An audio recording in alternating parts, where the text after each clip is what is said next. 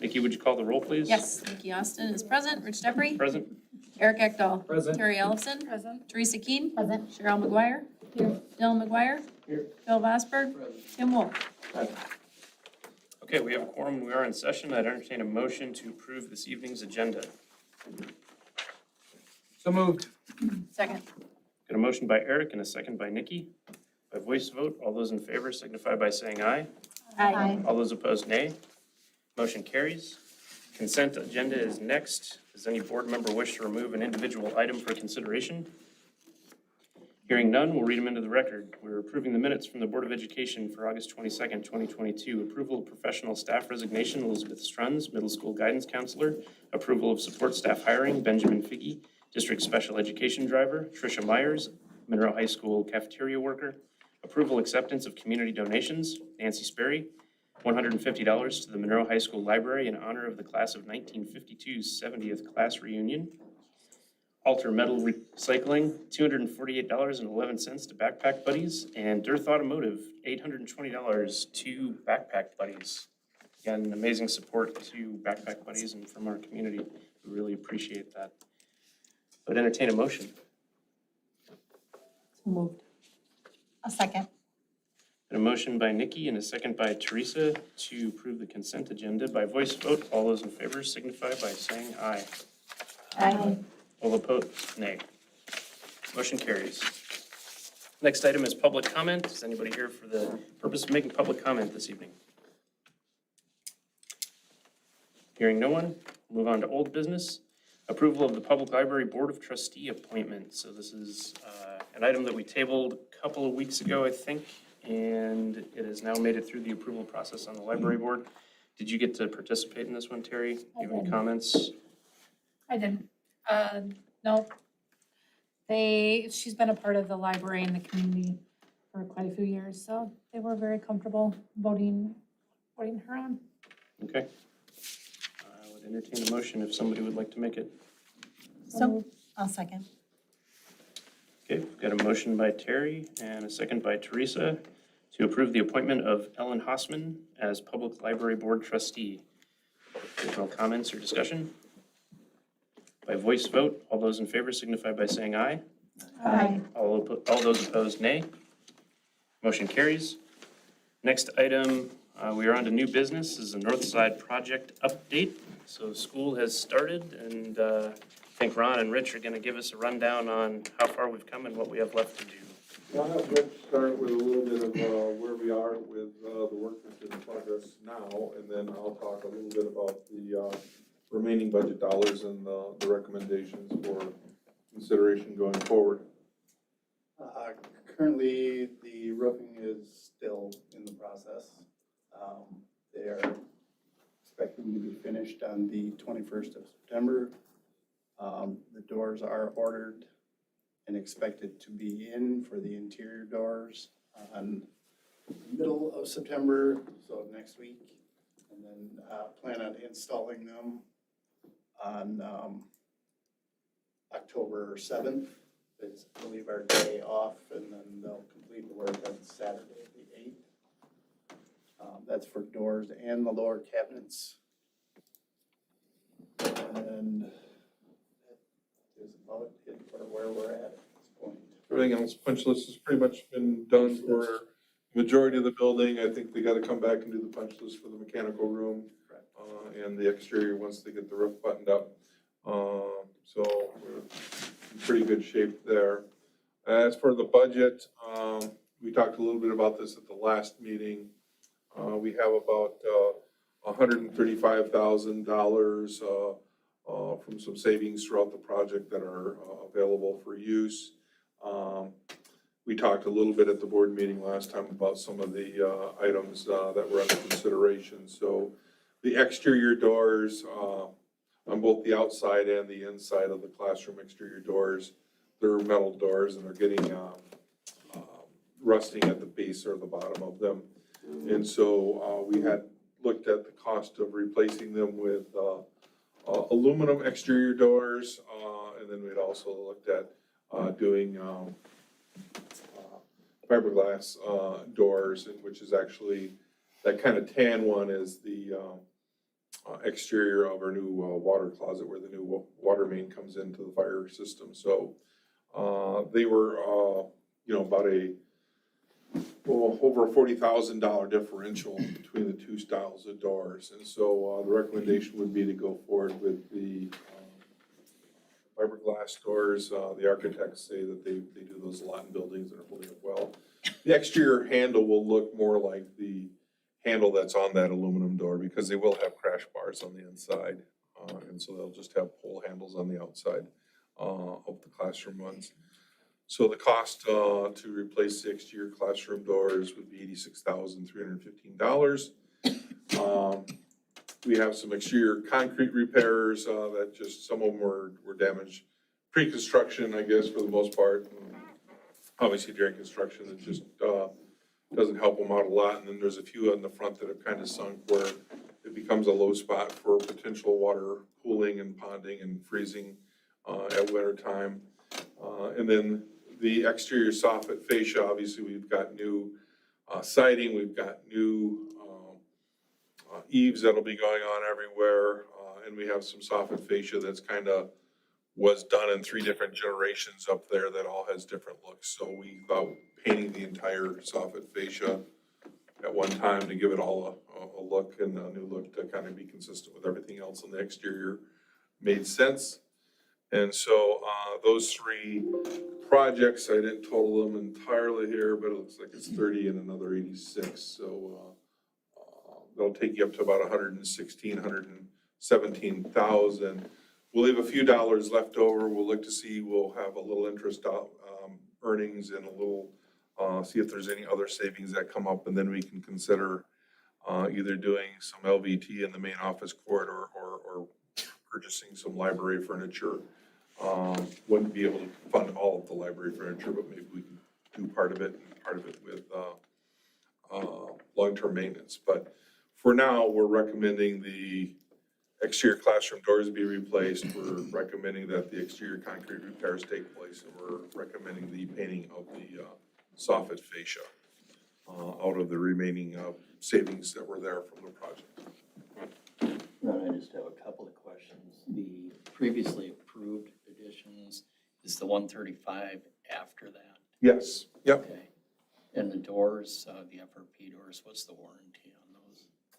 I'll look to Rich. Did they say they're a 10 or a? Remember, I think it was It's either a 10 or a 10, 12, or a 15. It was something, one of those. 10 or 15, I can double check and verify. What does FRP stand for? What's that? FRP? Fiberglass, what? Reinforced polymer or something, or, yeah.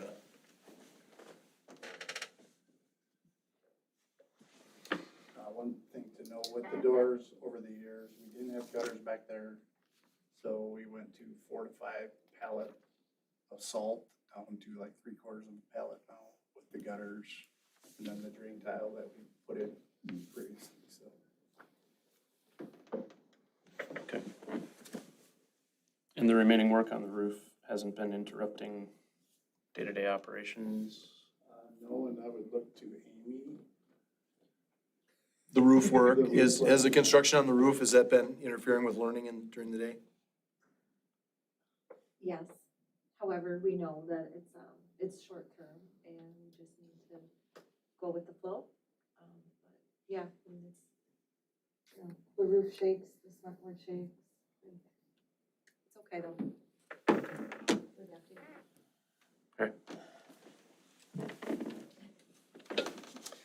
Any more questions for Ron or Rich or Fig on the north side project update? I do have one. So at completion of the project, we had generally been providing information to the public at closure of the project, just to let people know that we've completed all the work we stated we were going to do in the referendum, provide pictures, stuff like that. Do we have that planned out, or? I think once Can we do that? once we get the doors on, we can do that. Obviously, there'll still be some more work to come, and we can state that at the time. The exterior doors and those things that we just approved tonight, as well as what other little things we can say are still to be done. But I think once you have the cabinet doors and the hallway doors on, that would make sense to do it at that point in time. So probably that October, mid-October timeframe. All right, thanks for the update. Move on to the next item. So we've got an approval of Start College Now application. Anything to add to this fig, or just looking for approval? Yeah, so Jeremy, this is your recommendation? Yep, she's gonna see if the one course that we don't offer to get started on nursing, so it's for CNA and we don't offer that, and I would endorse that. All right. Entertain a motion if somebody would like to make it. Second. A motion by Phil, and I think I heard Cheryl as a second. The motion is to approve the Start College Now application of Sydney Vita, allowing for class to be taken at Blackhawk Technical College, Monroe campus, in the nursing assistant program as recommended by Jeremy Jackson, high school principal. Any additional discussion or questions? By voice vote, all those in favor signify by saying aye. Aye. All those opposed, nay. Motion carries. Okay, so now we're on to item C. This will be a referendum update.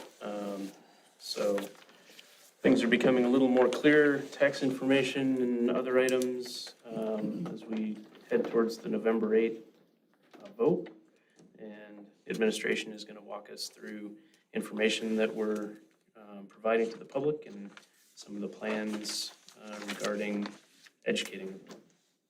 Okay, so everybody on the board has a copy of a newsletter that Jen Bochar has put together with the information that we've provided. So this is gonna be one continuous sheet that's folded and then mailed. So if you took it and you fold it in half, it'll have information and then the mailing information on the back.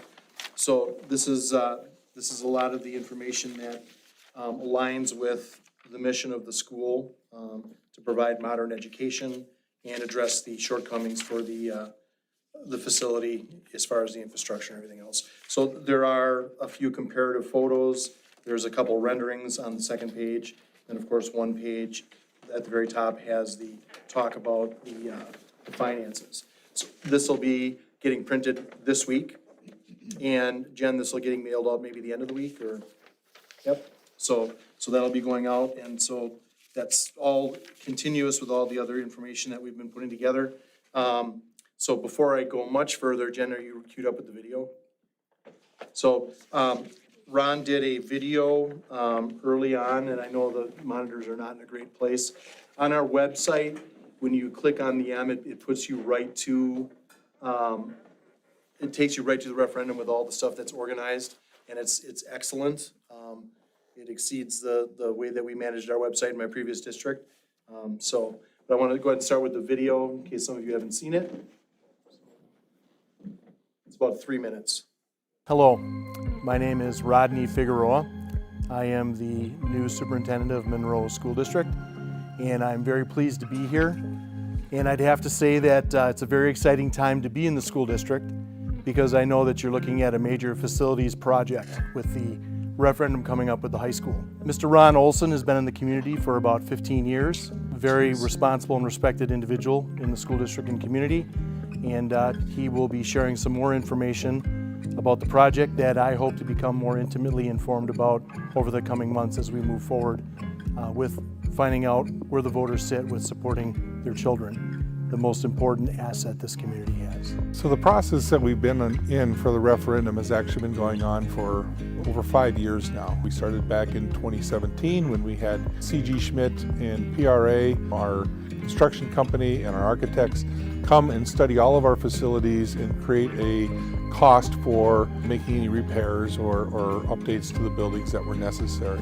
We engaged a community facility committee to look at those results and to discuss what we might want to do as we go forward with all of our facilities. We knew we had some foundation issues here. We knew we had some issues with water infiltration and some mold issues. And then as we started to dig deeper, we realized that all of our mechanical systems were approaching the end of their useful life, which led to some of those school issues with just good air quality for our students. We looked at a number of options from fixing and adding on to the current facility and operating as it was to an option that we looked like we were going to move to in 2020, which would have been converting it to a 712 and having some major additions. They then also looked at the money that we would have been putting into our existing facility, $86 million to renovate and add on to the current facility, versus $88 million for a new high school facility that would have been off on a new site by its own.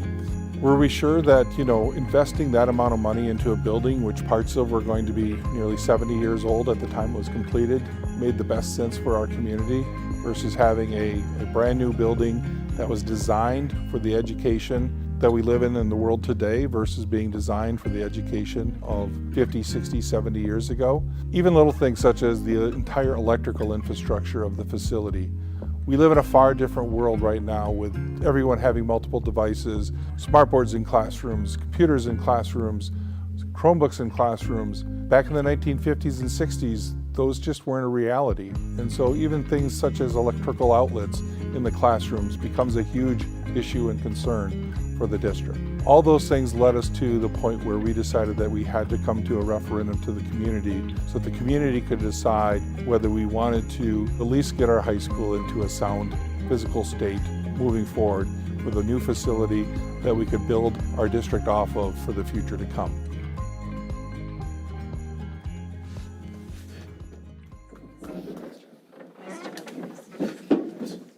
So there'll be some follow-up videos.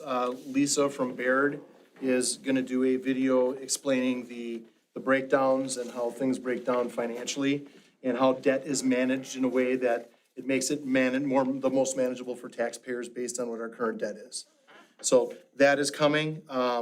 There've been several other things that are going on, but you've been talking about as a board, this is a proposal for a new high school and a new site. It would be a campus. We are in the process right now of negotiating for a piece of property, which would make our campus between 60 and 80 acres and afford any potential future growth. And we could plan for that as we build the building. So also in the referendum is significant upgrades to the HVAC and systems at Abraham Lincoln. And I just want to make sure that we mention that. So Abraham Lincoln is going to remain a community school as the board decided. And it's going to need renovations similar to what have been done at Parkside and at Northside. So those are going to be done. So we can continue to use that building for, 20, 30 more years if needed. So that would be, we deal with the roof, the envelope, the HVAC system, any types of needed renovation, obviously updating the bathrooms to modernize the bathrooms in many of the learning spaces. So it'll get, like I said, very similar type renovations that we have with Northside and Parkside in the last few years. So I believe that the investment the board is making in Abraham Lincoln shows a commitment to that community school. So we do have 2 tours scheduled, and in the front, actually, Rich, can you grab that board there? Board, yep. So these are the poster boards for presentations. So just show everybody here. So we will have these going up. We ordered easels for them too, but they will be going up, and we'll take them with us when we do presentations. We have our first presentation next week, Wednesday at 6 o'clock at the high school. So we're planning for an hour and a half. We'll do a presentation, do a tour, question and answer. One of the things that we had talked about doing was videotaping one of the presentations so that we can post that on the site also, because we know that everybody's not going to be able to physically come to the high school. And to be fair, walk the entire high school and see all the areas that we're struggling with right now. Just with the stairs and location of some of those, we're not going to be able to get some people in those areas. So on the website, Jen, you got the website up yet? So if we go right to the referendum page again. So right here, it talks about the referendum on the 8th, talks about the wording. Video is there. And then we have the fact sheet. And if you have not looked at the frequently asked questions, so we do update that on a weekly basis. So when we hear that there are questions from the community, we try to get that in there. Ron keeps the question and answers up. The information sheet, voting information. So can you click on the existing conditions? So we have some pictures, and just to kind of show some of the things that we have. This is the basement and the main utilities area. That's where our foundation is sinking. in those science areas. Locker rooms that are in a basement and don't have access. Bathrooms that may have been remodeled in the 70s, possibly, maybe 80s, I don't know. Again, non-ADA accessible. Is that all there? Okay. Then you had there were some comparative ones on there too, Jen. So then here's some comparisons here. So Oak Creek did a similar project to what my previous district did, is they had an upgrade in their tech ed area. And so it's just a comparison. So our tech ed classroom looked to what the tech ed classroom looks like in a modern workspace. You can read these, I don't have to read them all.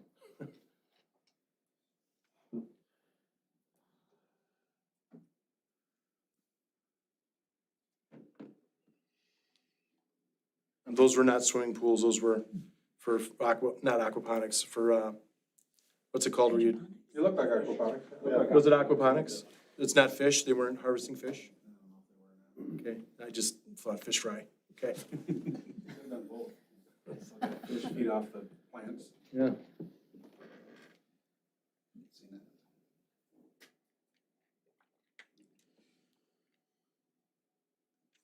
So just some photos for comparison. So you can so people can see what some of the more modern facilities look like. And in the video too, we showed some of our spaces and some of the renderings.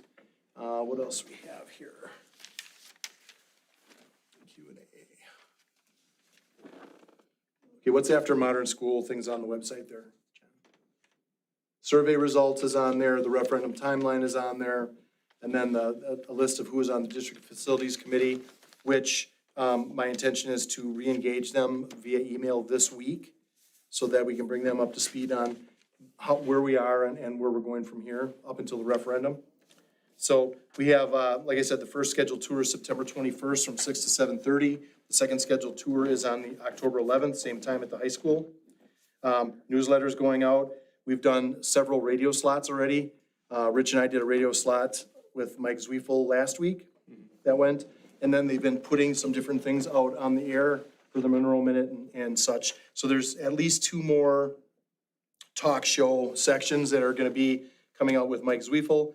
And I just met with Allison Schilt today about some things to help us get messaging out.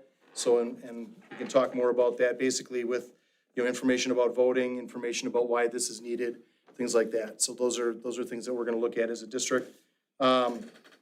We do have scheduled some groups. So we have a schedule with the Noon Optimists on October 11th. We're going to do a presentation for them. All 3 elementary parent-teacher organizations are going to be presenting to them. We have notifications out to the Greene County Young Professionals, Lions Club, Women's Club, and Kiwanis Club. But we haven't got confirmation yet on a date from them to do the presentation. And we did meet with the mayor, Donna Douglas, and I'm working with her right now to schedule a city council meeting potentially at the high school so we can bring the city council through and they can take a look at the high school and see firsthand, what it is and understand why we're asking, for an $88 million referendum for a new school. Some of the other things that are in there is we were talking about, there's been some questions about how are we going to guarantee we get a quality construction. And one of the things that a lot of schools are doing, actually not just schools but businesses, is they hire a person called an owner's rep, and that person's only job is to advocate for the school on the project full-time. So you have some very knowledgeable people here on staff that have been through many, many construction projects, but they also have other jobs to do. It's not realistic to expect, Rich as building and grounds director, or Ron as business director, or me as superintendent, to be able, even among the 3 of us, to juggle that in a way that we can officially make sure that things are being done the way they're supposed to be done.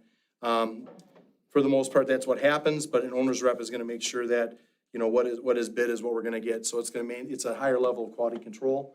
And pretty much to the job that they've had builders reps, they talked about how they've been at budget or saved money with a builder's rep, even at the expense of a builder's rep. So that's one way that we're going to look to make sure that we don't have some of the quality control issues maybe that we've suffered before. So we talked about mill rate and the tax impact. It's always a concern. Money is always a big deal. When we do these, when we put this information out, the stuff that's out and published, When we say that, those are like, that's like worst-case scenario. So we expect that when this passes, if this passes, that it is not gonna, it will be no more than what we're projecting. And we're hoping that it will be less than that, and, you know, and we'll know as we go forward. So the way things are set up, and you can look at the information that's on there, we look at comparative mill rates. So we would be about, we're just estimating based on what we know we're gonna get for state aid and income, from the state. We would be about 50% higher in overall mill rate from what we were last year. 50 cents. I'm sorry, 50 cents, not 50%, oh boy. So 50 cents higher, and would actually, our mill rate would still be about 10 cents lower than it was in the 2020, 2021 school year. Now, the debt portion of it, based on our estimates, is still $1.99. But with all the other revenues and all the other money that we have coming in, and it gets put into the average mill rate, that's what it looks like. So it's gonna look like worst-case scenario, 50 cents more than what it was last year. And then it would be about 9 or 10 cents less than it was 2 years ago. And then, Ron, historically, and that's, you said something about how long ago it's been since we've even had a mill rate this low? We're well over 30 years since we've seen a levy rate as low as we are even this year. And we're gonna go down from there prior to the referendum before that. So I mean, even when you add the 50 cents back, we'll be close to our 30-year low. And our levy itself, we'll be talking about the budget here in one of the next agenda items.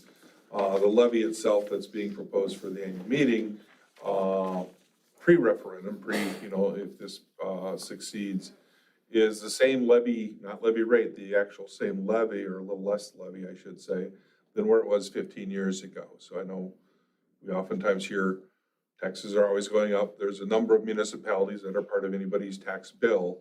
But the school portion of people's levy, the school levy, is basically going to be less than it was 15 years ago for the budget that's being proposed at the annual meeting. So there are many things that today cost the same as they did 15 years ago. No doubt this referendum would be a big commitment and a big investment for our community. But I think hopefully they'll see that we've been good stewards of their dollars for a long time, and understand that, you need an investment in the community and in the school district to keep us going in a way that the community expects. So a couple other things to add to this. So we've been presenting information at football games on Friday nights at home games. So it's been good. We've had a good mix of people that have stopped in for information. The social media, our social media channels has the information available. Our website's updated often. Jen, great work. Okay. And then, of course, we want to shoot a video of a presentation that we're going to be able to post on the website to help out the people that even if they come to the school to listen to the information, maybe physically couldn't do the tour up and down the stairs and around the building. So, all right. So that's kind of like a quick summary of everything that's going on. And I think I mentioned earlier too that we are in the throes of negotiating for a location for a piece of property. And so we're hoping in a couple weeks, we'll be able to let people know where we would intend to put the school if we're able to build it. So that's really good news on the mill rate associated with the debt and the feels like associated mill rate. So as an example, if somebody had a $200,000 home, what would the annual tax increase look like at the feels like rate? So the expected increase that goes to the school district's Yeah, portion of the so levy. it gets a little tricky in the nuances of what it is. The feels, there's certainly going to be a 50 cent, no more than a 50 cent levy increase compared to this year. So if you take 50 cents on a $200,000 home, you're talking basically $100. Now, there is a component of that is just equalization growth. So people may feel it a little more than that, but that's, there's a large component of it that is also the fact that we're going to get an additional $1 million of state aid next year. That's driving that number down as well. And we also have one of our TIFs that is retiring. So that's bringing new valuation into the district that isn't residential growth. So it's tough for me to say exactly what it is, but yeah, that mill rate increase is not going to exceed 50 cents per thousand.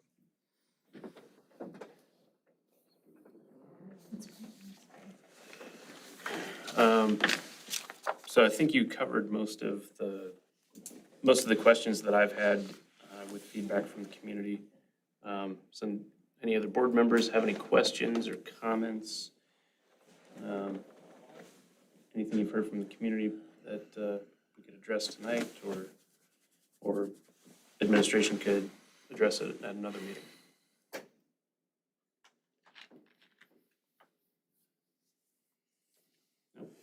We're gonna work really hard to communicate and be as transparent as possible. So if you do get questions that, you know, you're not really sure the answer, if you would send those to myself, we'll make sure that we can get those taken care of. And we'll be able to answer them.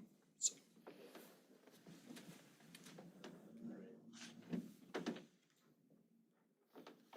Is there anything that you need from board members about public speaking events or engagements?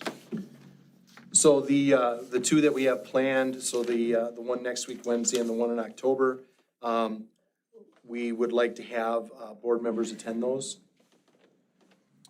Okay. You know, we can post if we want to, but at least one board member, maybe two, because if we're hoping to get some participation from the community, so that's just more people that we'll be able to speak with then. So the information will be there. We'll go through the presentation, and you know they can see what this is. Okay, what are those dates and times one more time? Yep, so we have those on Wednesday, September 21st. These are both at the high school, At what time? 6 to 7:30 PM. Okay. And then Tuesday, October 11th, same time. And they're meeting in the library at the high school. So for board members, if you have availability and would like to participate, just reach out to Fig, let him know you can be there. And then if it needs to be posted, we'll care for that. Okay. So in boardsmanship, is that where we should talk about the potential tours maybe of? Yeah, I think we've got that in boardsmanship, and we'll Okay. figure out. All right. Well, we have it here, actually, so we need to select a date to tour the Wisconsin Dells and Baraboo schools. So those are the two schools we'll be visiting, and it is under this It is, okay. update. So what have they come back with as availability to host us? They're willing to work with us, I think, is what they, had told Fig. And so for those of you who don't know, I know a few of the board members have been able to see a few districts, but at that point, we're mainly looking at renovated. Wisconsin Dells is a new high school construction, so you get a chance to see what a new high school facility looks like. Baraboo was a renovated, but a pretty major renovation. And that's actually been a few years ago now, probably 6 years ago now. But they're both right on the same trip, so same path, so we can kind of see a couple of them in one trip. Hopefully, we might be able to find a day where Jeremy, Joe, and Todd can come along as well, because I don't believe the three of you have been on many of the other trips. And so just to help get a feel for what this looks like, and we might have a few other facility committee folks or people who are excited about the potential of a project here to understand what a new high school might look like if we were able to bring one to our community. So we're thinking most likely it would be the first week of October for the tours. So we will send out a doodle tomorrow and with some potential dates. Okay. We're looking at, if we left in the morning, we're looking at the majority of the day, so probably right around that 6 to 7 hours with travel time. Yeah, ideally, we'd probably see one on the way up, try and catch maybe an early lunch for us. We gotta verify exactly how long the Dells lunch goes to. But I think it would be good to see the end of a lunch period and then tour the building, and then come back. Because certainly part of new designs usually incorporate ways for kids to like interact and relate differently during lunch. So I'm curious to see what they did. I don't know what the Dells have done personally in that regards, but I know that as we saw other buildings when we were touring in the past, that was always a big thing, just to see, it's not a bunch of kids crammed into tables eating food as fast as they can. Hopefully it becomes a space where kids want to be in and to be used for other reasons other than just eating. Is Dell similar in student population? Dells would be a little smaller than us.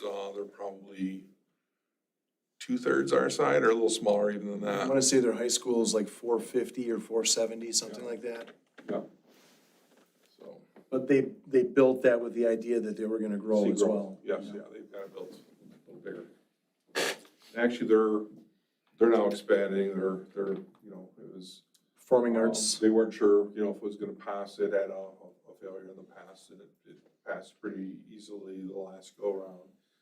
And then they came back and they're working on a performing arts center. So it's one of those things, once this community kind of sees it and understands it, then it's like, oh, yeah, this is a big deal, so.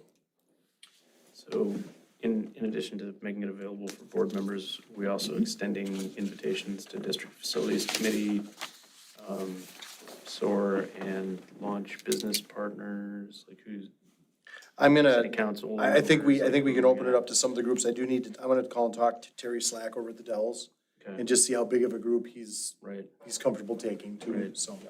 We're their guests. yep, So- absolutely.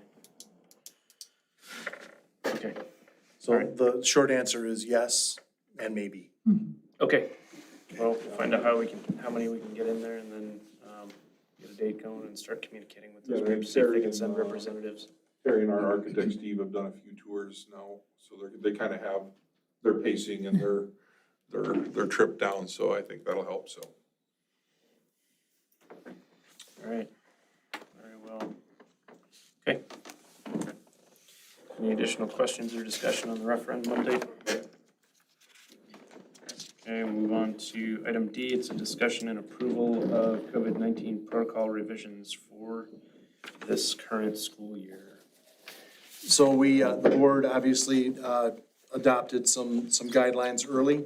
And then as expected, the CDC came out with, updated guidelines literally like the week before school started. So we adapted ours, and Joe, we're lucky enough to have Joe here. So Joe, if you'd like to talk about those, that would be great. Sure. So just want to talk about a few things with you all today. Some of it's informational, some of it is trying to take the temperature of the board and get some feedback from you all as far as what you're comfortable with. The document that was shared in board docs reflects some of the changes that were made, and I'll try to summarize those. I don't want to read everything to you, but I would assume that you guys have had a chance to look at some of this. But as you go down through into the second page of the document, you'll see a discussion around quarantine for individuals that are identified as COVID positive. One of the changes that FIG made or FIG approved after discussion and looking at the CDC recommendations is that individuals that get to the 6th day of the quarantine process and have their symptoms resolving and are fever-free for 24 hours would be allowed to come back to school without participating in the Test to Stay program. That's pretty standard practice across school districts now. I've reached out to a number of schools, and they indicated that they were going to fall in line with those recommendations.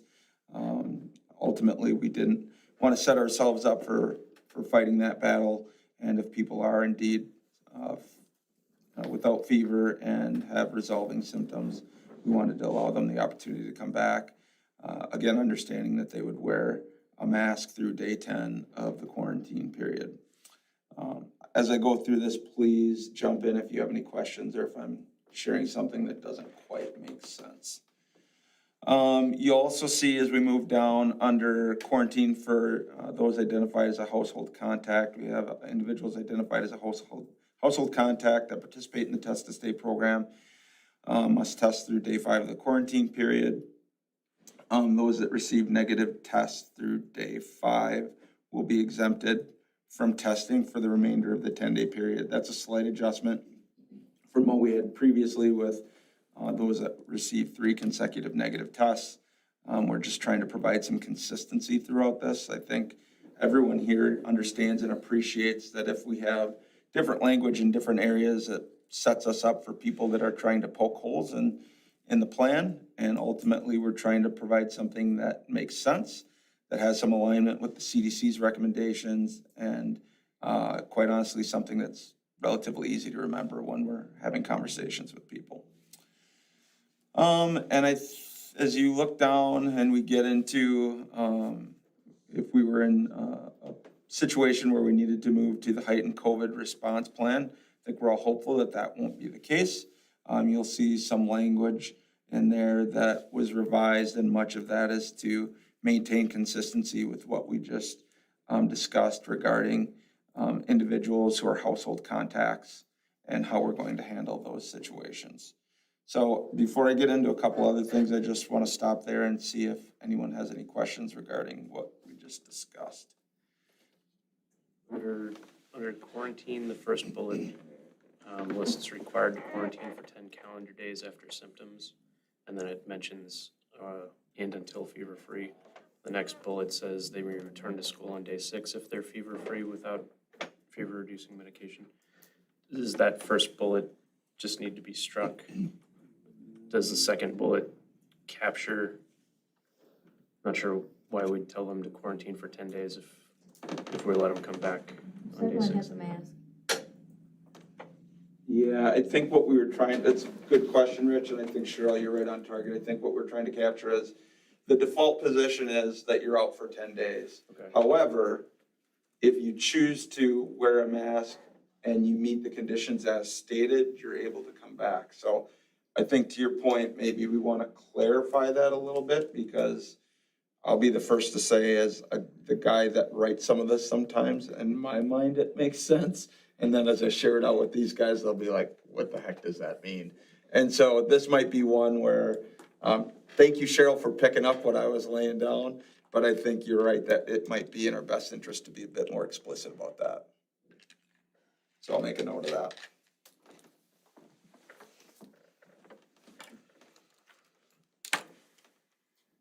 Any other questions related to those? Mine was gonna be the same call out, because I think when you read that, the next one where it has the individual identified as household contacts can participate in the test to stay through day 5 of the quarantine period. And then it said will be exempted for the remainder of the 10-day period. So it's referring back to that first Sure. bullet, right? Yes. So we'll go through that carefully, and I'll share it with some of our staff. Cindy's always good about that as well, reading some things and saying, you're not making any sense. So we'll definitely do that, because I do want it to be very clear as far as the intent of the language, so we don't create any unnecessary conflict. Thanks, appreciate that. Okay, a couple other things. Test to stay is obviously a part of the plan. Can I ask you one more? Sure, quick question, please. Joe, before we move on? Sorry. So if you're COVID positive, you can return to school on day 6 if you're fever-free for 24 hours. If you are a close contact and choose not to participate in test to stay, you must quarantine for 10. Correct. So if you're a household contact, our position is that you're presumed positive, right? And so in order to return, we're asking you to participate in the test to stay program. And if you do so, and you test through day 5 of the quarantine period, those that receive negative tests through day 5 will no longer have to take the test, but we'll have to continue to wear a mask through day 10 to ensure safety. I think maybe that's the piece that's Maybe missing. that's the piece that's missing, yeah. So they can return on day 6, but have to continue to wear a mask. Correct. Okay. So that's like, the second bullet calls out the 10 days.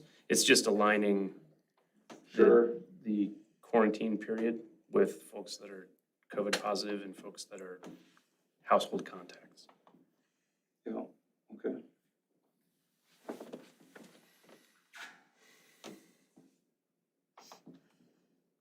And these are all, so the CDC guidelines, these are the are we editing the CDC guidelines, or are we just I would say we're aligning much of our plan to the CDC, however, there are some things that are unique to Monroe. Okay. Test to stay is not something that's common across most school districts at this point. I would tell you, we're probably in the minority there. We did have some conversation about whether or not we would continue, or whether or not we would come back to the board and discuss whether or not we should continue test to stay. After a conversation with FIG, we felt that at this time, it was important to maintain test to stay as we get the school year started. And then as we learn more, perhaps that might be something that we'd be more comfortable discussing. And I'll provide more information on the test to stay program in a little bit, because it has provided a number of challenges for us, but I think we're in a good place at this point. So one of the other things too with reporting right now, the only thing that has to be reported are positives or presumed positives. So they're not interested in any other data other than how many people do we have in the school community that were positive or presumed positive. So, Joe, go ahead.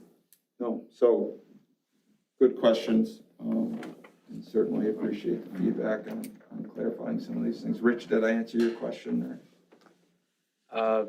Yeah, if you're gonna review the second bullet to align it. Yep, I made a note of that. So we'll go through it and make sure that that's more clear and make sure that it's capturing all those conditions explicitly.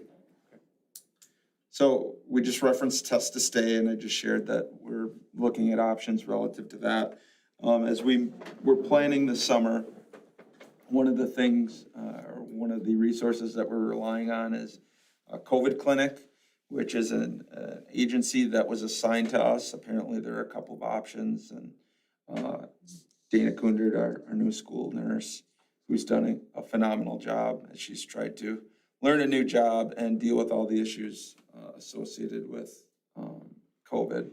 Applied, we were told it was COVID clinic. COVID clinic informed us that they were going to be able to provide 2 people per site that we identify to conduct our test to stay program. We were initially looking at conducting test to stay here at the Bauer Education Center, and then also some test to stay programs at each of our buildings.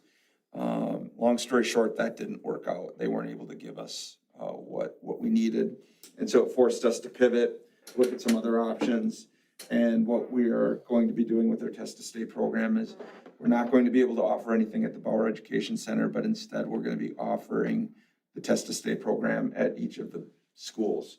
The main reason for that is that we knew we had a bit of an equity issue with some families that couldn't get their kids to this facility for testing. And then if they tested and they tested negative, get them to their school. And so the idea was, let's see if we can set up a safe test to stay program in each of the schools to allow, it doesn't necessarily address all the issues, but it certainly eases the burden on our parents.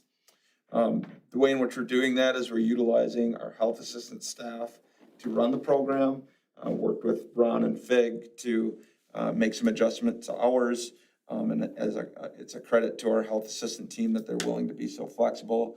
They're adjusting schedules to start at 7:45 in the morning. On average, most of them we're starting at around 9 o'clock, 9:30-ish, depending on the building. So we're gonna add some hours for some of our health assistants, but ultimately it's gonna allow us to run the programs in the schools.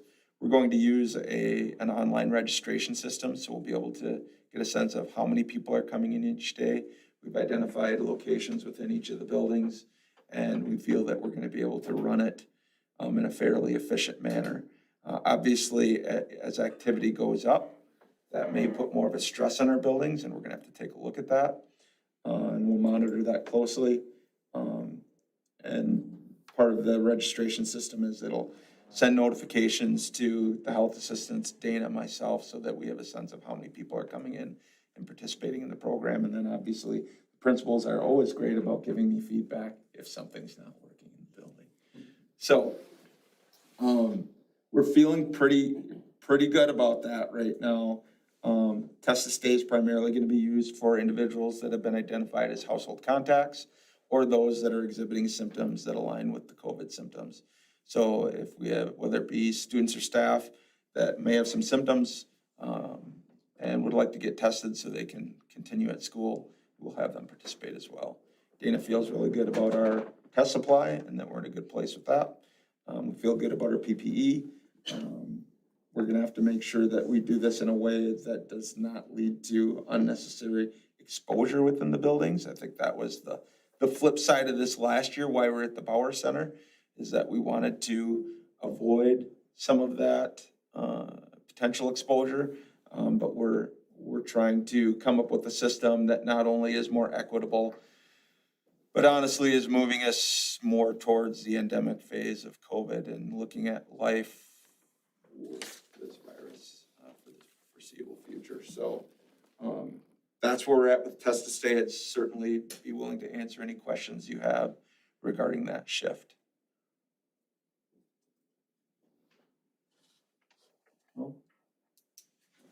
The last thing I wanted to talk about with the board was notification of exposure within our current plan. When we have an individual that tests positive, we do notify. In our plan, it currently says we're notifying by classroom.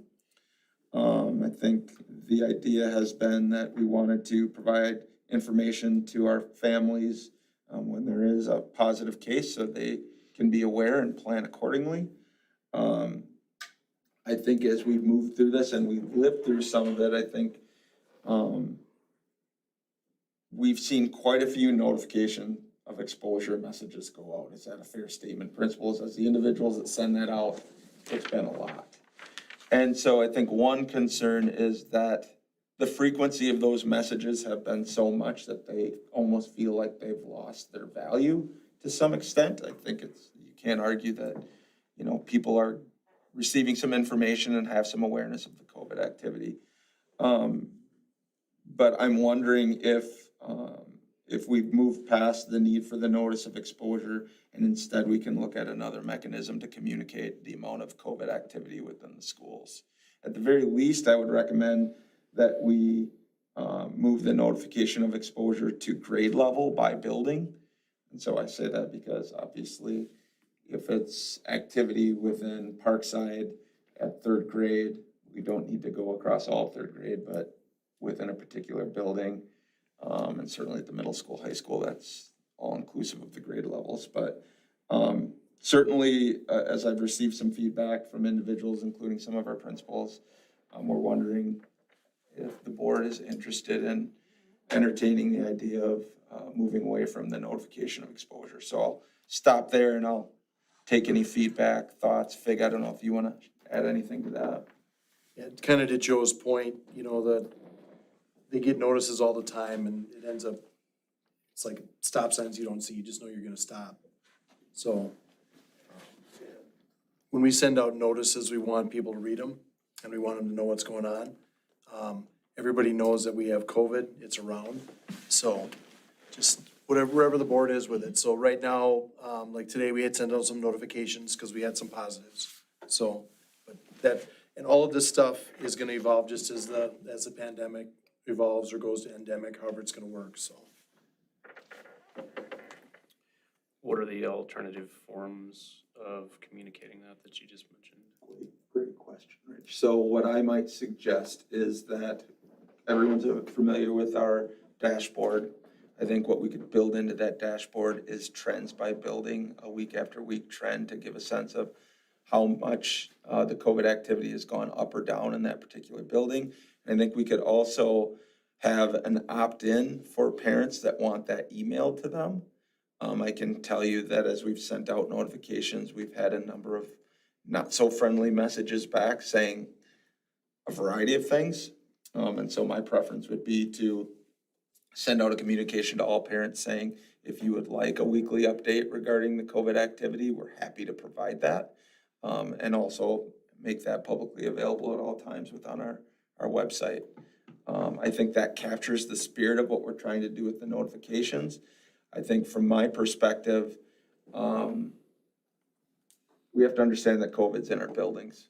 I mean, it's in each of our buildings right now. And while we have some numbers, we're able to quantify it a bit. The reality is most of it's going unreported at this point. The testing and the sharing of information is nowhere close to what it used to be. Now, I'm not suggesting that we ignore the activity. I think it's important that we do stay on top of it. But I think realistically, people should plan accordingly. People should, if they're making decisions about their children and masking behavior, I think they should plan knowing that there's likely COVID within our schools currently. So that would be my recommendation. But I understand some might have some concerns or feedback, and I'm happy to discuss it. Questions, concerns? Well, I think the message is diluted. You're sending out these notices routinely and it's just diluted information. People aren't paying attention. I think the dashboard's a good idea. I suppose some type of opt-in program like you recommended, Joe, is maybe a good idea. Some people may not be fluid with using the dashboard, the website.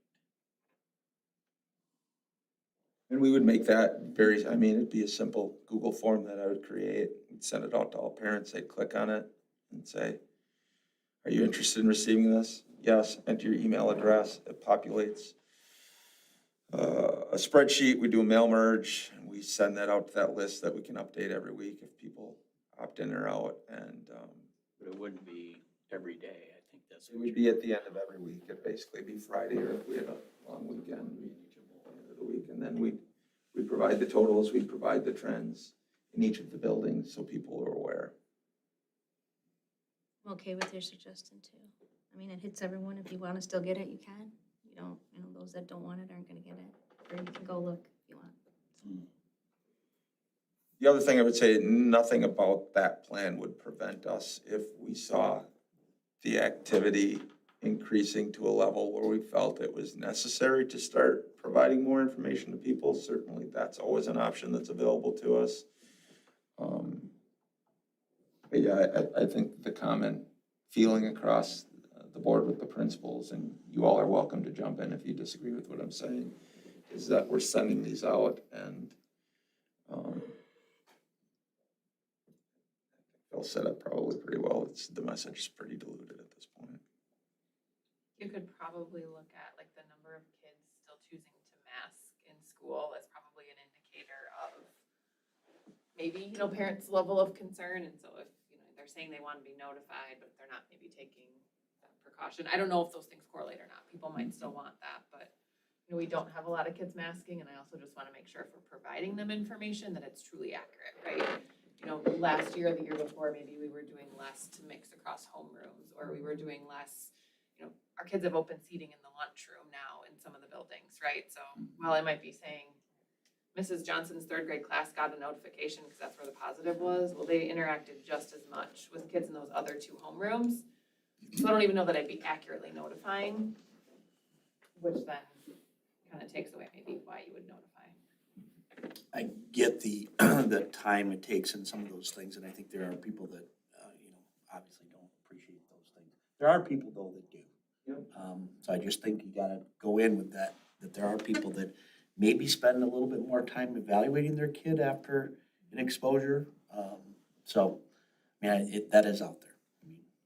Well, I think that's fair. I mean, I had the conversation with my wife at lunch today, and she was one of them who feels exactly the way you did. So she wasn't crazy that I was potentially making a recommendation that didn't align with her point of view. But I think that's absolutely right, Tim. I think there are people that do like that level of information. And for me, I guess I'm looking at this as, how do we handle this going into the future?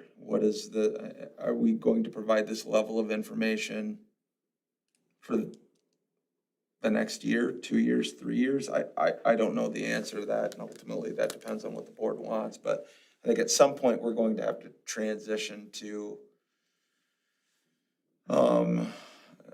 maybe a different level of information, but I certainly understand. With the exception, I think, as you said, I think today, I looked at their dashboard, we got 12. Yeah, we have 5 positive, 7 that are quarantined during the test to So say. that number isn't real excessive today, but I guess at some point, if you want to prevent spread, more than that, I mean, you'd almost have to get into some notification at some point if you started seeing cases go way up.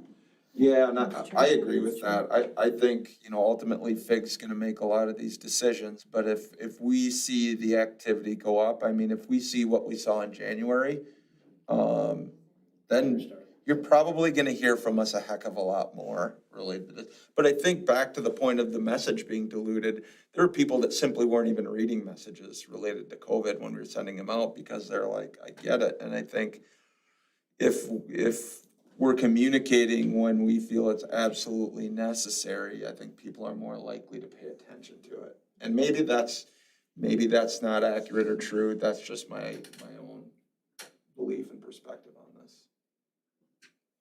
I also just think and I would say right now, I think there's a lot of cases out there and people are not testing. And so we're sending out notifications. And it's not accurate. And it's almost like if we just send it to one homeroom or one grade level, we actually should be sending it to the whole building. Because there's so much interaction between kids and adults. Because we're not using those practices as Jenna was talking about. So I think we're just in a very different phase than we were. On some level, it feels artificial. Is that fair? Yeah. Yes. Go ahead, Jeremy. I was just gonna say, and that's, our health assistant and I talked about that today, and that's really essentially what we would be doing. I mean, because we don't have grade levels, they're all mixed amongst all classes, lunchrooms, they're all over the place, so we can't, if we went back to trying to identify who was exposed, would be, again, contact tracing. We have to have the digital seating charts and all that, so it just doesn't feel like a place we wanna go. And to Amy's point, I know there are people coming to school that have never tested for anything. Yeah, that's a good point, Jeremy, and I forgot to mention that. Back when we were contact tracing, this made more sense, right? Because there was more specificity in the process. That's not where we're at right now. And so it does feel like whether we're not necessarily feeling as though the information is as helpful as it should be or is accurate. I think this is a good middle ground too to shift to, because if people want the information, they're gonna read it. And to your point, Tim, if they're reading it and they're seeing that there's a spike in their children's school, they're probably gonna take more precautions. So at least they're getting some level of detail, but I don't think, unless we're gonna go back all the way to the beginning and contact trace, I don't know that the data is gonna be accurate anyway. So I think that this is a good middle ground for now. I would agree with this recommendation. Yeah, I would agree. I think it's a good next proximal step. We know a lot more now than we did at the beginning of the pandemic. There's now, there are vaccinations or boosters and vaccinations available for all ages. At the beginning of the pandemic, it was a clear and present danger to public health. Not that it's not dangerous at this point, but the treatments and other mitigating controls to help work through contracting the virus have improved. So I think as our thinking evolves and the community's ability to work through infection evolves, our program and notification and response to positives evolves with it.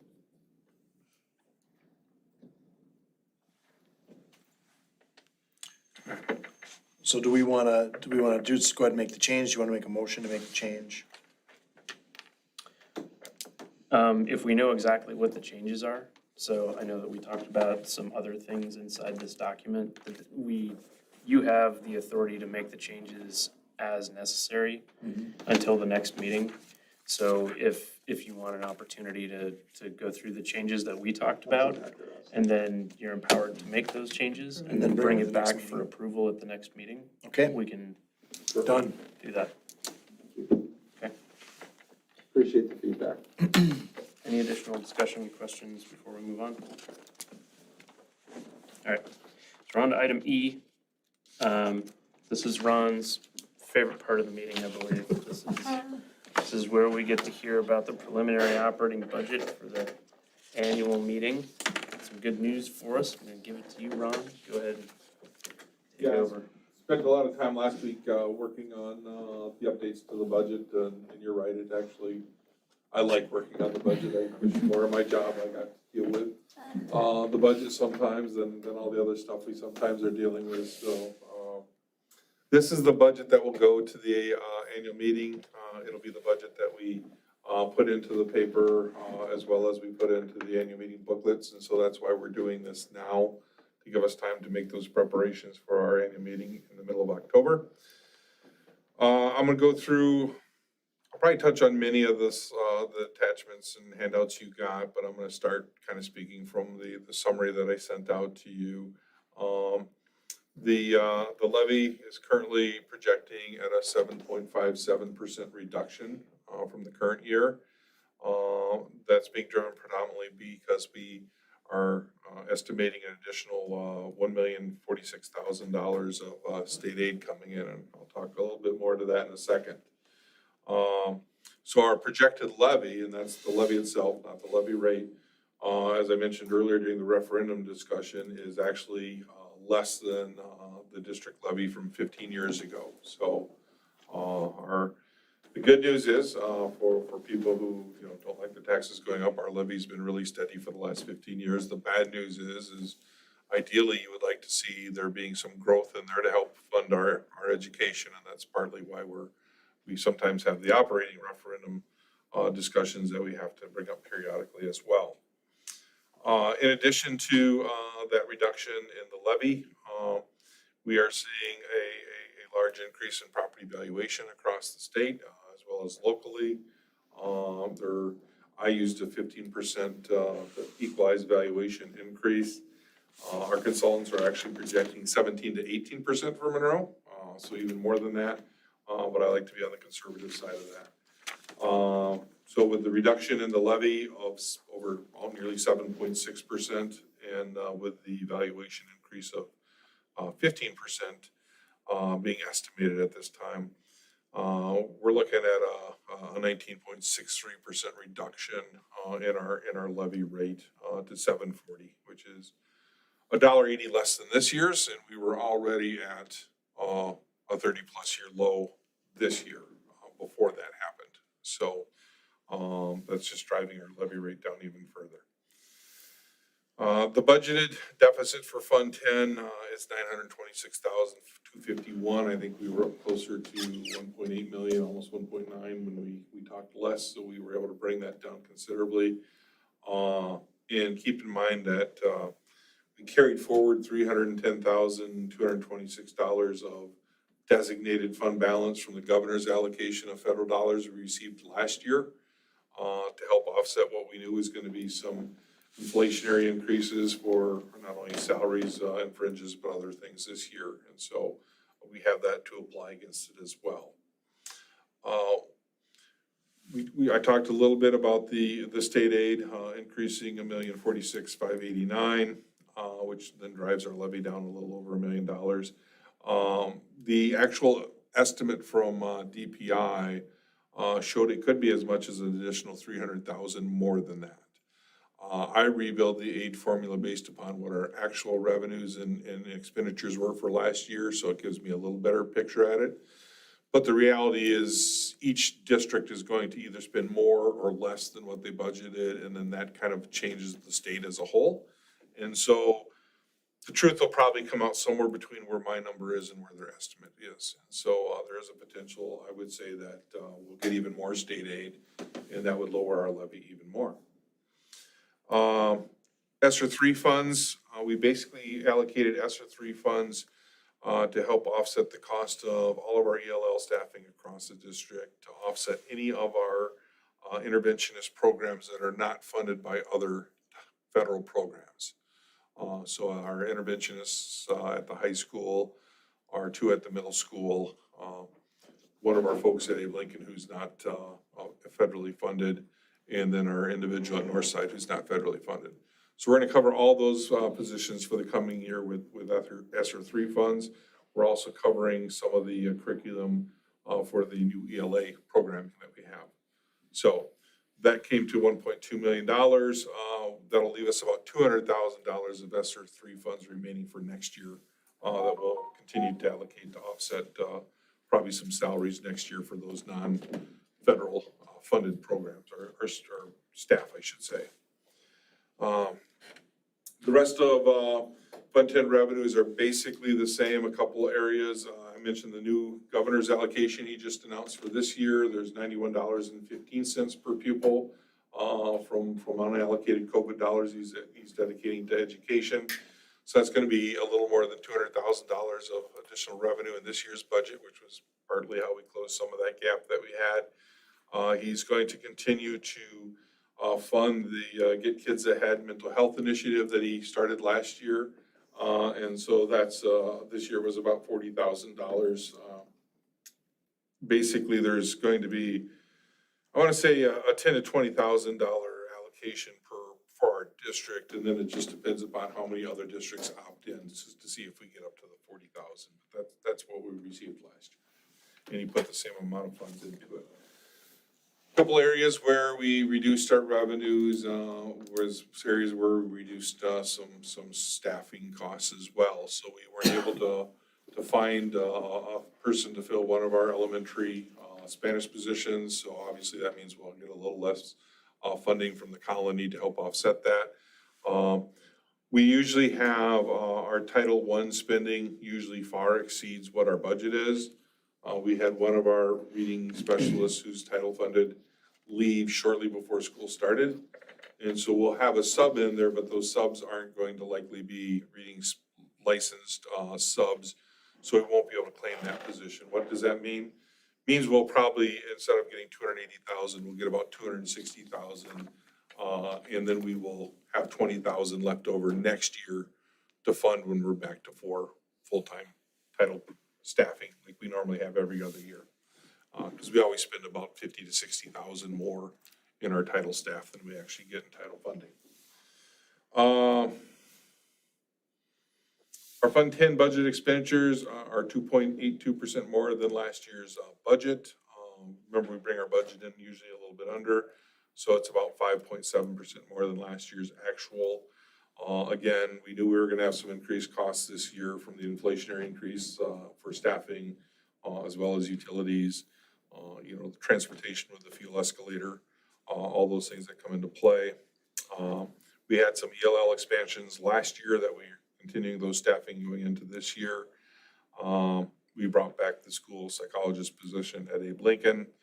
And so those are some of the big moving parts. But all in all, pretty happy with where the budget came in once we had all the changes from the spring. Fund 21, put that budget into place. Fund 27 always balances because we make the transfer to make Fund 27 balance out. In the spring, I didn't have Fund 21 budget in there. Last year, we found that all those programs for our high school and middle school and elementary activities was about $650,000 was used. So put in revenues and expenditures of $650,000. And then I'll talk to it a little bit. We'll actually approve 2 levies and 2 budgets based upon whether the referendum does or doesn't pass. So you will present and we'll put in the paper it without the referendum, and then we'll have an alternate should the referendum pass that the board would then approve at the end of we'd update it at the end of October and then approve it then. I think I covered most of the things, so I'm just trying to see if there's anything in the budget adoption sheets I didn't mention. Fund 50, we had a good year last year, as we talked about. We actually, in the actuals last year, were able to build back the Fund 50 fund balance by about $400,000 with the free and full federal funding. We're anticipating a deficit for the coming year, but we have a pretty significant fund balance there right now. So we're okay with that because we didn't want to make a huge adjustment to what we're charging for meals until we have an idea of exactly what it looks like when we're back to operating close to normal. Revenue limits in there. The one thing I'll point out in the revenue limit is if you look at where the memberships are, 2020 was the year, recall when COVID broke out in the spring, when we didn't run summer school, so we only had a 5 count for that summer school program. 2020-21 school year, which includes the summer of 2020, is basically what then becomes the 21-22 state aid is based off of. So when last year, when the state put additional money into the school aid formula, because we had such a huge reduction in our summer school enrollment, it meant that we, as other districts saw a huge aid increase, we actually saw an aid reduction. And so that's why this year, now that we had, last year we had summer school, once we got that count on, that's why we're now getting our aid increased back up to where it should be. And so that's why we're seeing that offset against our levy. If we were a school district that didn't run a summer school or didn't run a significant summer school, we would have seen that aid increase last year, and our levy rate this year would have been even lower. Looking at the tax apportionment, you can see the total levy of $11,474,000. Again, a 7.57% reduction from last year. Our general fund levy is actually down 11%, 10.9. Community service fund went up 10,000, so that's up 0.88%. And debt service levy is up 2.68%. It grows a little bit based upon what they expect your property valuation to grow whenever they set it years ago. And then you see the reduction in the levy rate of 19.63. You go to the levy history, pre-referendum discussion, you can see there in 2007, 2008, our levy was $11.64 million. We're now at $11.47 million. So again, just that the fact that our levy rate is, not only our levy rate, but our levy itself is less than it was going back to 2007, 2008. Our mill rate back then was 12.04. It's all the way down to 7.40 now, so significantly reduced. You do have the numbers in there for the alternate should the referendum pass, and obviously there's a significant increase in the debt service when the cost of the high school would come on. The levy rate there, though, getting to some of the discussion earlier during the referendum, you see right now, based upon these numbers, would be $952.83, which is actually a $32 increase. And so that's why when we say we don't think it, we think it will be less than a $50 increase, or 50 cents mill rate increase from last year, meaning this current year, even if the referendum passes. I only think that this number could get better if we get more state aid, if we get more valuation growth. That's only going to drive that number down even further. So that's what we're talking about. And then the levy history, again, just shows it with the alternate with the high school passing, and then obviously, it is your total levy does take quite a bit of a jump when you have an $88 million new high school come on that you're going to pay off over 20 years. But that levy rate again is, I don't know why my number there is slightly different than my other page. So I got to verify what I got going on there. Oh, I got a 14% instead of a 15% population growth there. So that was a number that wasn't updated. So I'll make that adjustment. And any questions? Otherwise, this will be what we'll take to the annual meeting. Good news, limited growth on the expenditure side. Our deficit came down from where we were looking at the start of the summer to a pretty manageable number once we apply the governor's amount to it, well within what we usually bring our budget in under. So we should balance out by the end of the year. And again, on the tax side of the world, we look pretty good as well. Thank you, Ron. The tax increment district that was closed out, where was that at? I have to, let's see, I got to run them through my head. Because we had a few years, I think that was the pick and save area one, because it was the one for the ethanol plant was, couple of years before that. So I would have to verify that for sure, but I believe it was the pick and save area coming in along that part of 8th Street down there from the west into where the new pick and save is. Were there funds remaining in there that are distributed to the levying authorities or? We did, yeah, and that's in our revenues, and let me see if I get to if I have enough detail in here, I can get to that. No, it falls in our tax line item. I want to say we got about 100 or 117,000 this year. Okay. Hit that line item. Okay, and that's a one-time It's a one-time, disbursement, yeah, right? So we don't get to see that again. We didn't get, however, tens or hundreds of millions that Verona got when Epic closed their TIF, but we did get a little funds distribution in there. Awesome. And then, I know we're not quite there yet, but third Friday counts, do we have a feel for? Yeah, I don't have a great feel for it, so we put 2,200 into that revenue limit, and certainly if the number, it's counterintuitive right now. If we actually come in less than that, we'll get a bigger increase on the revenue limit because of the hold harmless. However, our base going forward gets smaller. If we get more students than that, we'll actually be able to levy a little less, but obviously we have a better base moving forward. So not huge changes based upon the fact that we're gonna see a reduction in our membership 3-year average regardless of where that number moves, unless, this week would suddenly have a huge influx of kids we're not expecting. But we've had enough movement in the last 2 weeks. I didn't have a chance to redo the number today. I will say today was slower, so I think hopefully finally we're seeing a settling down of families. I know they're tracing out where our open enrollment outs and ends are, because obviously there's a lot of people who make applications who don't then do or follow through with those. But we have had a significant, I know we've had our ELL population has grown probably as a percentage greater than our non-ELL population. But obviously that enrollment does help us, although it comes with some staffing concerns and some costs that we added last year. Overall enrollment is trending flat or is still flat? Pretty much, yeah. Yep. All right. Any additional questions, discussion for Ron?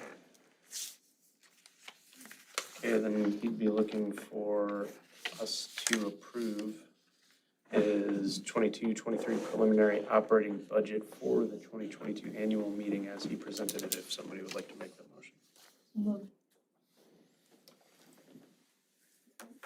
A motion by Cheryl and a second by Terry. Additional conversation or questions? By voice vote, all those in favor signify by saying aye. Aye. All those opposed, nay. Motion carries. Okay, so we're on to informational items. Just for boardsmanship, when Fig lets us know where he needs us for referendum discussions, if you're available, please be there to support the administrative team in the community. Anything from administration? Yeah, just notice that Nikki Austin has achieved level 2 with WSB, and there's gonna be a recognition program. I don't even know what that means. Congratulations. I don't know what that means. So, It means we double your pay. so you, I think it's, so you, how long have you been on the board? 7 years? It'll be, yeah. So you're 6. going, I'm in year 6. okay, so you're completing your second full term? Yep. Yeah, so There's that's, a combination usually of like 3 factors. One is how long you've been on the board. 2 is if you've done any PD. And the third, which may help you a little bit, is if you're on the regional board and or if you're a delegate, I think might also get you some points, So if anybody wants to move up the ladder faster, Nikki, you take those roles away from Nikki. Rich said he'd double my pay, so there is, the recognition's gonna be at Middleton High School on the evening of September 29th. So I will attend with Nikki and her husband. And if any other board members would like to attend, I just need you to let me know. Okay. Next item is Board of Education correspondence. We did get one correspondent. It was sent to all board members, so I will likely formulate a response on behalf of the entire board. Committee reports, go down the line. Eric, Dylan, Policy committee met, we moved two policy changes to future board meeting for the full board to approve in the future. Terry, Library board met and we voted in our new member, which we approved tonight. And then also there was some questions brought up by the committee about them moving forward with their remodel, getting bids at the end of this year, possibly starting next year. And I directed those questions to Big and Rich after the meeting, so. thank you, Terry. Nikki, Nothing for me? Teresa, Todd and I met last week maybe to talk about curriculum and setting the agenda for the year and still looking at which Monday will work best for meetings, but having those starting in October. Tim, Phil, Cheryl. Nothing, just that we're all looking forward to Tuesdays this weekend, right? Oh, yes. All right. And Fig's gonna be making cheese curds, right? I will be making cheese curds. All right, best cheese curds in Monroe will be made what day? Sunday from 3 to 6, so after the parade. All right, So I heard that's when they needed the most help, so that's when I volunteered. all right. Don't eat more than you make, that's the only. It's hard. It is hard. Do they have cameras? No, No, they let you eat as many as you want while you're making them, but. it's quality control. Keep up. All Way right, to get to the front of the line, make them. That's right. that's right. Okay. Agenda items for future discussions from any board members? Okay, I didn't see an email from Sam for the liaison report, so did you? Nothing, okay. Media questions, I don't see anybody here from the press. We are gonna go into a closed session tonight. I'm going to go into closed session per Wisconsin statute 19.85, paren 1, paren C, considering employment, promotion, compensation, performance evaluation data of any public employee over which the governmental body has jurisdiction or exercises responsibility to wit discussion of the district administrator's goals and a personnel issue covered under Wisconsin statute 19.85, paren 1, paren 5. Considering financial, medical, social, or personal histories, or disciplinary data, or specific persons, preliminary consideration of specific personnel problems, or the investigation of charges against specific persons, except where paragraph B applies, which, if discussed in public, would be likely to have substantial adverse effect upon the reputation of any person referred to in such histories or data, or involved in such problems or investigations, to wit, a personnel issue. We will adjourn from closed session, so we don't have any business afterwards. I would entertain a motion if somebody would like to make it. So, I'll second. Got a motion by Nikki and a second by Teresa at 8:28. Nikki, would you call the roll, please? Nikki Austin, yes. Rich Depre, Yes. Eric Ekdahl, Yes. Terry Ellison, Yes. Teresa Keen, Yes. Cheryl McGuire, Dylan McGuire, Yes. Bill Vosberg, Jim Wolf. Yes. Okay, motion carries.